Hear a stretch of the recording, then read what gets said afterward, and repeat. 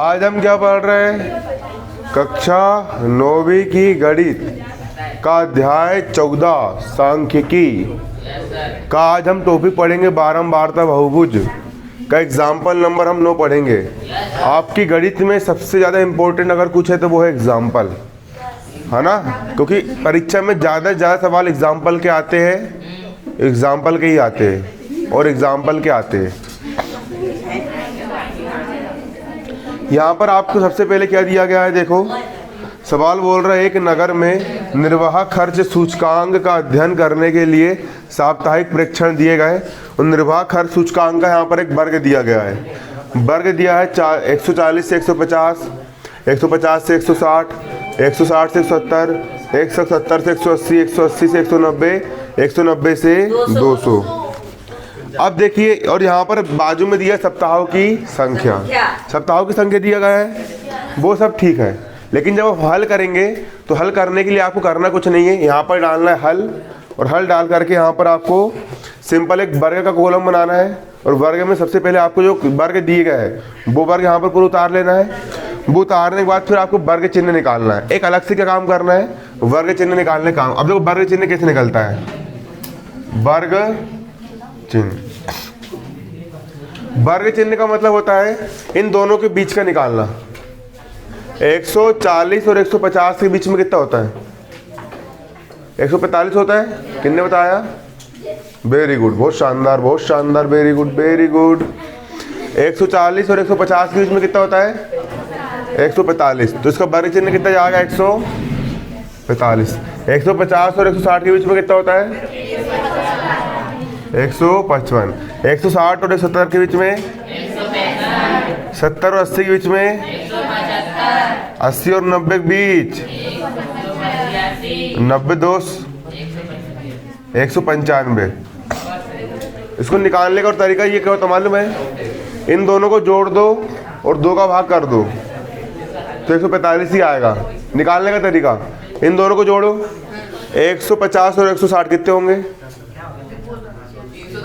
310 होंगे। और दोनों में 2 का भाग कर दो तो 155 निकल के जाएगा। कितना निकल के जाएगा? इन दोनों को जोड़ोगे फिर 2 का भाग करोगे तो इतना निकल के आएगा। अपन लोग डायरेक्ट निकाल लेते हैं, है ना कि नहीं? अब बनेगा अगला बारंबारता कॉलम। किसका बनेगा? बारंबारता। बारंबारता मतलब सप्ताहों की संख्या कितनी कितनी दी गई है? पहला 140 150 के बीच में किताब में दिया गया है 5। फिर अगला कितना दिया गया है? 10। फिर अगला कितना दिया गया है? 20। 20 के बाद 9, 9 के बाद 6 और 6 के बाद कितना? 2। अब हम निकाल लेंगे यहाँ पर कुल योग। कुल योग, टोटल योग निकाल लेंगे। कुल योग जोड़ेंगे इसको कितना आएगा? ये 52, क्योंकि एक साल में 52 हफ्ते होते हैं। योग आ गया 52। अब बारंबारता बहुभुज बनाना सीखो, बहुत आसान है। यहाँ पर सिंपल देखिए, एक कॉलम खड़ा वाला बनेगा और एक क्षैतिज रेखा। क्लियर? हमारा वर्ग दिया गया है निर्वाह खर्च सूचकांक का, तो आड़े वाले में हम क्या ले लेंगे? निर्वाह खर्च सूचकांक। यहाँ पर हमने ले लिए निर्वाह खर्च सूचकांक ले लिए। कितना है ये? 0। एक चीज देखना यहाँ पे, यहाँ पर वर्ग चिन्ह लेकर के चलते हैं। बारंबारता बहुभुज में वर्ग लेके नहीं चलेंगे अपन, क्या लेके चलेंगे? वर्ग चिन्ह लेकर के चलेंगे। क्या लेकर के चलेंगे? वर्ग चिन्ह। 145 है, फिर 155 है। 155 से 10 कम 145, 145 से 10 कम कितने होंगे? 135। तो यहाँ पर ना ये हल्की सी टेढ़ी बनती है सी, ये और ये कितना बन जाएगा हमारा? 135। 135 का 145, फिर 155, 165, 175, 185, 195, फिर 200, 5, 215, 10-10 बढ़ते जा रहा है। क्लियर। अब खड़ी वाली में हम के लिए सप्ताहों की संख्या, ये क्या होगा हमारी सप्ताहों की संख्या। यहाँ लिखेंगे हम क्या, सप्ताहों की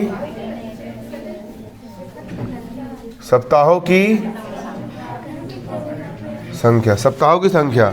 ये 0 के बाद कितना आएगा, 2, 4, 6, 8, 10, 12, 14, 16, 18, 15 215। हाँ वो 215 है। हाँ, 20 हो गया। अब हेक्स कैसो बजा रहा हो है ना। अपन ने इसके पहले में क्या बनाए थे, अपन ने ये बनाए थे ना वर्ग अंतराल वाला। यहाँ पर अपन डायरेक्ट इससे लेंगे। 145 कितने बार आया है, तो 145 जो है 4 और 6 के बीच में यहाँ पे 5 होगा, तो उसको ना 5 में से बिंदु पाड़ दो। इस बिंदु का ये नाम दे दो, इसको क्या नाम दे दो, B।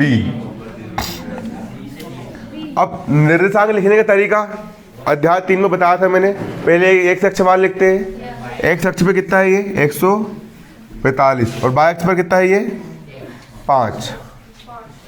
क्लियर। अब 155 कितने पे गया, 10 पे गया। 155 कितने पे गया, 10 पे गया। जो समझ में नहीं आया पूछ लेना ना, अध्याय 3 में पढ़ा चुका हूँ मैंने एक अक्ष बाय अक्ष के बारे में ना। 155 कितने पे गया, 10 पे गया। ये हो गया 155 कितने पे गया, 10 पे। ये A B को C नाम दिए। ये C जो है इसके निर्देशांक लिख रहा हूँ।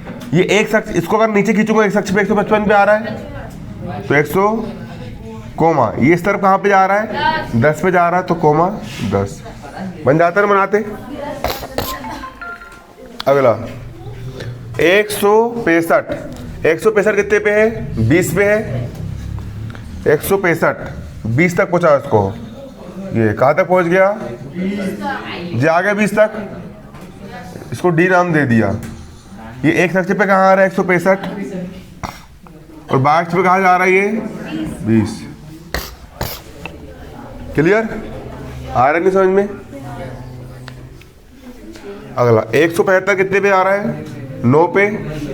9 कहाँ आएगा, 8 और 10 के बीच में कितना आएगा 9, तो 9 पे कितना जा रहा है 175 जा रहा है कितने पे 9 पे। डी के बाद आ गया ई। ई कितने पे यहाँ पे 175 कोमा इस तरफ 9। ई के बाद अगला क्या आता है 175 के बाद 150 कितने पे 6 पे है। 150 कितने पे है, ई के बाद क्या आ गया ये 1। नीचे 185 को मैं इस तरफ कितना है 6 पे लेने ना जी आएगा 185। नीचे कितना है 150 और इस तरफ कितना है ये 6। इस तरफ कितना है ये 6। ई इसको बिंदु नाम दे दिया हमने एफ। अगला 195 कितने पे है, 2 पे है। 2 2 2 2 2 2 जे।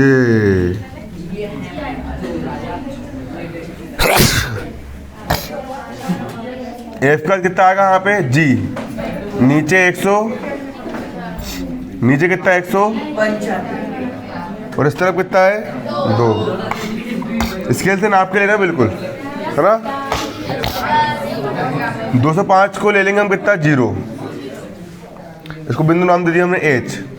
एक अक्ष पे 205 और बाय अक्ष पे कितना है 0। अब बारंबार तो बहुभुज बनाएंगे। कैसे बनाएंगे,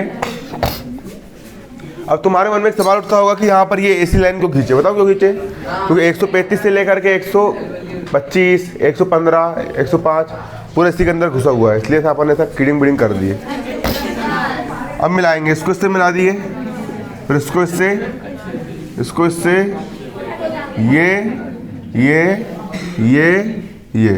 ये बन गया बारंबारता बहुभुज। ऐसा बनता है। इसको उतारो,